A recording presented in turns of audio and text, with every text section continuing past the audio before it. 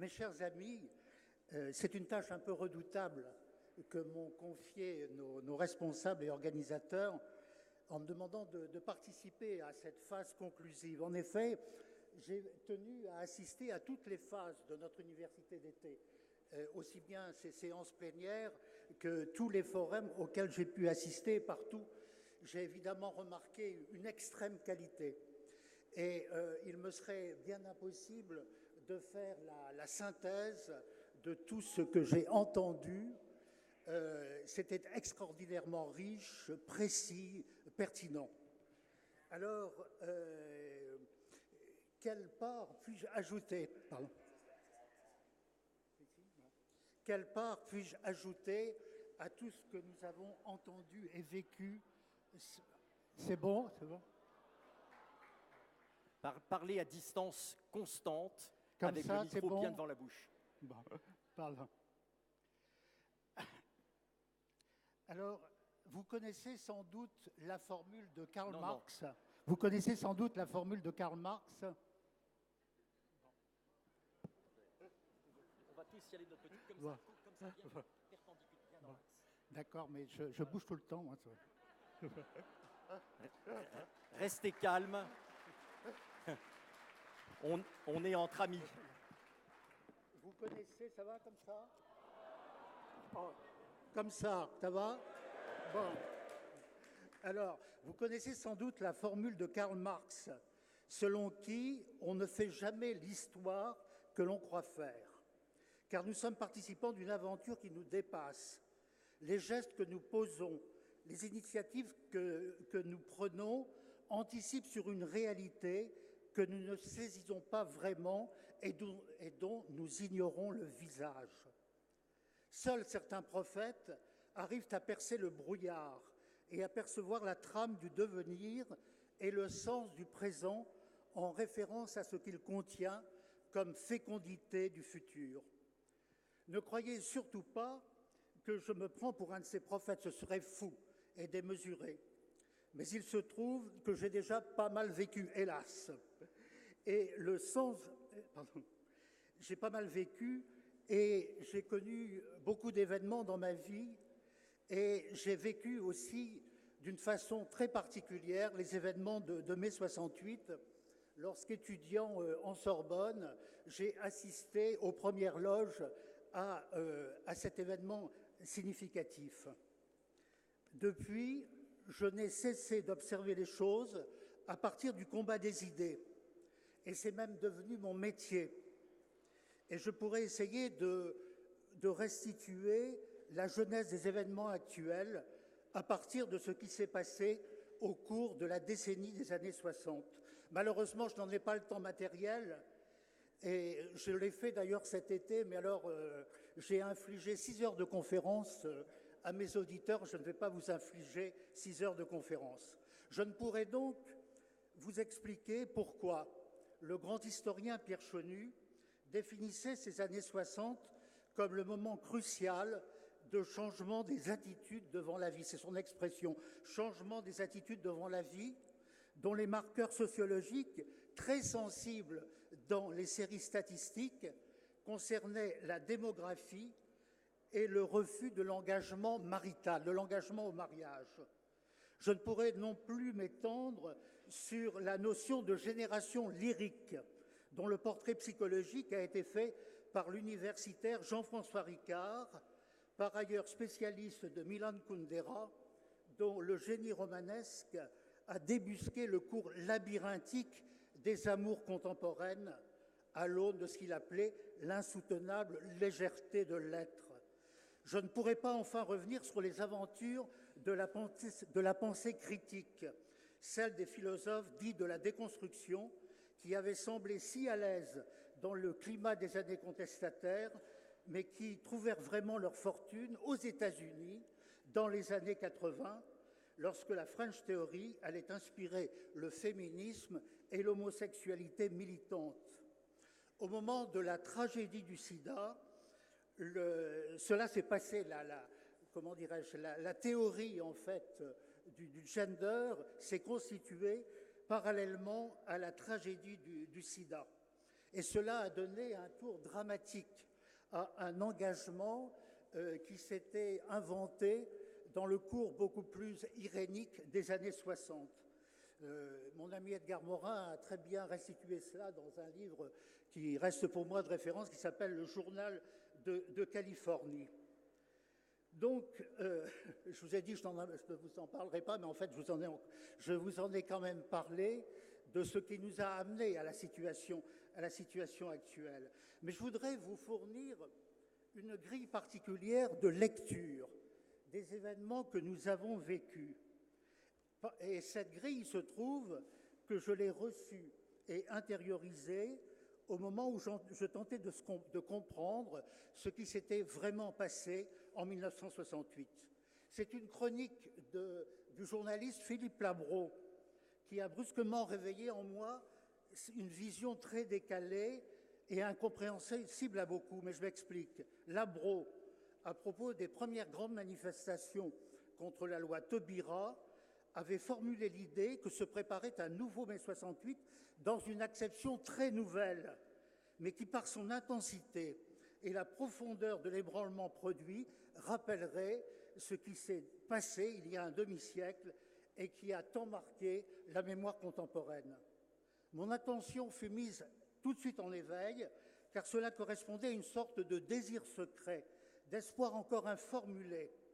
Ici, je veux tordre le cou à une idée un peu simpliste et sommaire, celui d'un printemps 2013 s'opposant comme un refus total au printemps 1968, somme toute d'un mai de droite succédant à un mai de gauche, ou plutôt d'extrême gauche. Je concède qu'on peut argumenter dans cette direction, mais elle ne m'intéresse pas beaucoup. Ce qui m'intéresse en revanche, c'est l'interprétation qu'avait donnée de mai 68 mon grand ami et maître Maurice Clavel pour que, oui, vraiment oui, je retrouve cette ampleur de l'événement de 68 dans l'événement de 2013, cet événement, mes amis, que vous avez créé d'une façon admirable.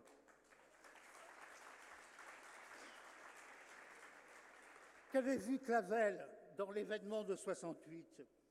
Il avait vu un bouleversement de civilisation dont une analyse strictement politique ne pouvait rendre compte.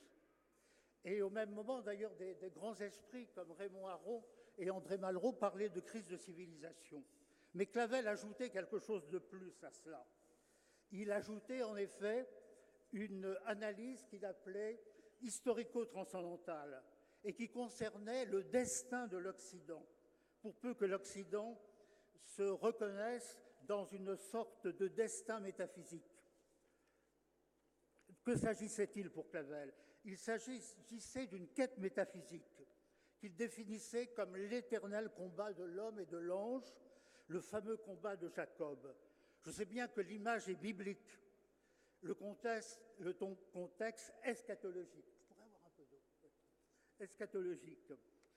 Mais il n'est pas écrit que les non-chrétiens soient insensibles à cette évocation, tant elle est imprimée dans notre culture, tant elle détermine les représentations de ceux mêmes qui refusent l'héritage judéo-chrétien.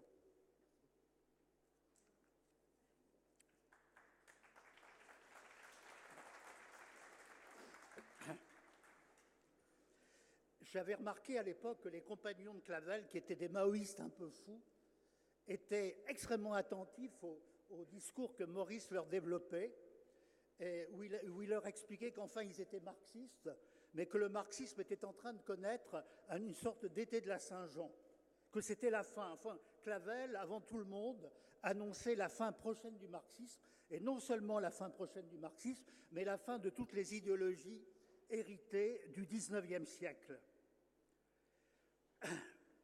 Et en plus de cela, évidemment, il ne se contentait pas d'annoncer la fin des idéologies, mais qu'est-ce qu'il annonçait ? Il annonçait le retour de l'esprit. Et je l'ai connu dans ces dernières années magnifiques, essayer de rassembler des gens très très divers autour de lui pour promouvoir ce qu'il appelait une révolution dans l'être, une révolution selon l'être, c'est-à-dire le contraire même d'une révolution nihiliste. Eh bien, mes chers amis, c'est cet esprit-là, cet esprit clavénien que je retrouve chez vous, que je retrouve dans la Manif pour tous. Une révolution positive en faveur des grandes finalités de l'homme. C'est cela le sens de votre combat dans une conjoncture tout à fait exceptionnelle.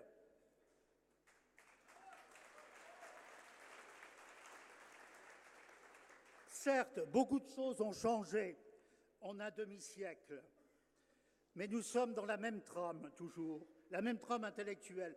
Nous vivons du même destin. Et ce qui a été mis à jour sous le choc de l'événement, ce sont les questions fondamentales liées au sens de l'existence humaine. Et c'est à partir de cette révélation que se sont produites brusquement les orientations, les décisions d'une gravité inouïe qui permettront ou non que l'avenir ait un visage humain. C'est bien pourquoi notre combat n'a rien d'éphémère, il n'a rien d'un feu de paille, ainsi que le souhaiteraient ardemment des adversaires qui n'en croient pas leurs yeux et qui voudraient que ça s'arrête au plus vite. Mais non, ça ne s'arrêtera pas.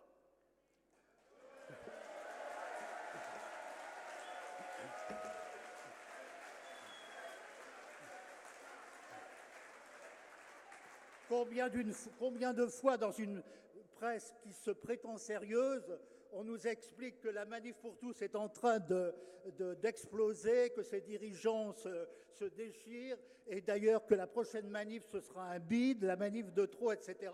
On connaît ce refrain depuis des mois et nous sommes toujours là, encore plus déterminés.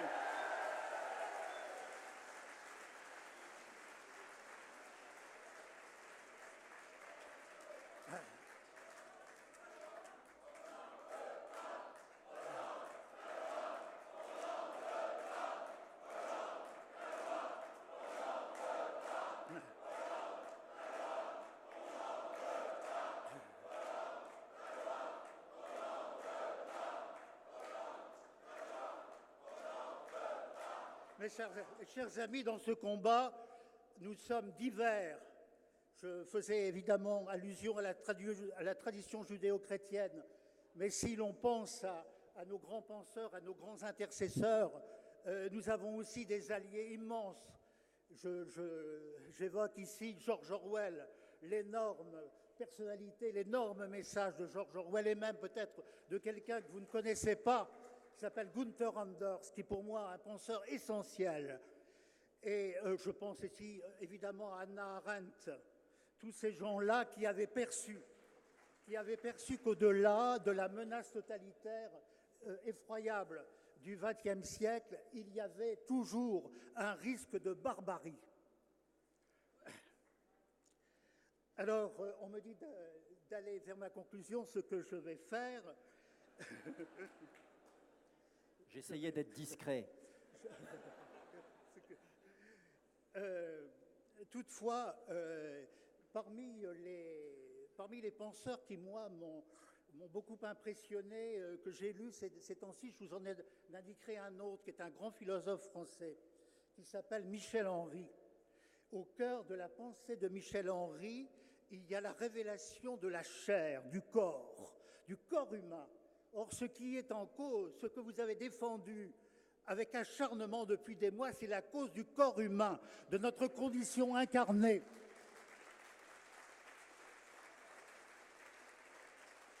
Et précisément, ce qu'a montré Michel Henry, c'est que c'était cette condition incarnée qui était en danger du fait de ce qu'il appelait la barbarie moderne.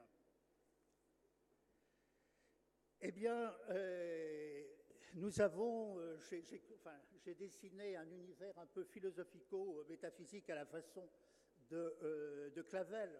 Mais il est vrai aussi que nous avons des objectifs proprement politiques. Nous ne sommes pas un mouvement politique, nous sommes un mouvement très original qui doit garder cette originalité, mais nous avons des objectifs politiques, d'autant plus que nous nous opposons à un État politique. Un État politique qui sournoisement se réclame d'une métaphysique. Vous savez que Charles Péguy, au moment du combisme, dénonçait la collusion de l'État et de la métaphysique, et d'une mauvaise métaphysique, et il demandait la séparation de l'État et de la métaphysique, et nous en sommes là aujourd'hui. Nous en supplions M. Payon Nous ne voulons pas de votre métaphysique. Nous ne voulons... Tout à l'heure, Anne Coffinier l'a dit en termes bien plus forts que les miens. Nous ne voulons pas de votre prétention à dominer, à formater les esprits. Non. De ce point de vue, la charte laïque que vous nous avez proposée contient des propositions absolument inacceptables. Et si c'est au nom de des principes de cette charte laïque que vous voulez nous opposer le gender, alors vous nous trouverez sur votre route, parce que nous n'admettrons jamais que nos enfants soient intoxiqués à coups d'une métaphysique primaire telle que celle du gender. Bien, Gérard Leclerc, on peut peut-être renvoyer à votre site internet et à votre blog. Parce que on ne peut pas tout dire d'un seul coup. Bon, je ne voudrais pas passer pour un censeur, hein, je ne voudrais pas passer pour un censeur et que vous nous fassiez le coup de Maurice Clavel. Restez avec nous, mais soyez bref pour conclure. On a deux autres orateurs. Je termine par deux phrases. Nous n'accepterons pas plus le gender que nous n'accepterons la perspective d'une usine à fabriquer les enfants dès lors que ce serait légitimé la PMA et la GPA.